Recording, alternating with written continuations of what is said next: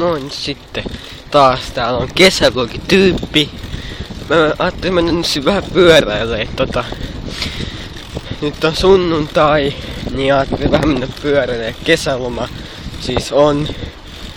Ja niin kuin on aina ollut näissä videoissa tähän asti. Niin. Ja niin, ajattelin vaan senkin sanoa. Te tiedätte, että tää on kuvattu kesälomalla. Nyt on kesäloma siis. Ja mä ajattelin mennä vähän näin sunnuntaina vähän pyöräilemään. Ihan muuten vaan, jopa jo tekemistä kyllä. Tänään riittänyt niin paljon. Mutta niin, mä voin lopettaa miettiä. Mennyt sillä paskaa.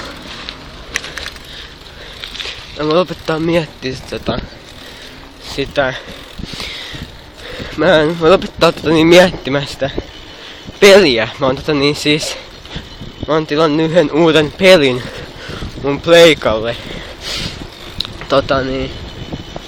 Tiedätte varmaan, jos oot tilannut jotain jostakin joskus, niin tiedätte varmaan, että posti on tosi hidas. Nyt on muutenkin viikonloppu, niin postit ei tee mitään. Ne on kotona, ei tee mitään. Että pitää huomenna se maanantai kantaa, ei se varmaan huomenna tuu se mun peli, mutta vielä pitää odottaa, niin ei jaksas millään odottaa sitä peliä. Mut pakko sitä odottaa, kun posti on hidas, niin aina pitää odottaa kaikkia paketteja, mitä nyt sit tilaa. Niin, ja tää blogi. Siksi mä... Saatana. Vittu mikä hyppy saatana. Niin. Ja takas siihen pointtiin, miksi mä edes tein tän blogin nyt sitten. Tän videoblogin. Niin mä ajattelin blogata siitä, että mennä kioskiin. Hakee jotain kokista. Nyt se oli mennyt kiinni. Kello on jo siis paljon. Kello on melkein... Nyt se on 10 pian illalla, niin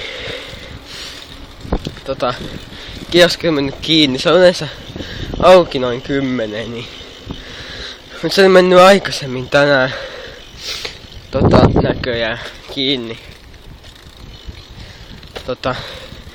Niin se oli ärsyttävää. Niin mä voin mennä sinne, niin mä ajattelin muuten vaan vähän selittää tässä.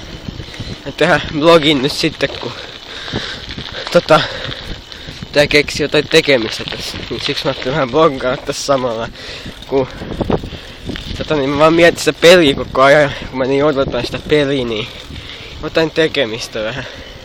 Niin mä miettii muuta asioita. Tosiaan tänne tulee uusi tie muuten tiedoksi vaan tonne. Mä en jaksa sitä paljon kuvaa, mutta juu. Tää oli sitten vähän tämmönen aika pikainen blogi taas. Pyöräilemässä.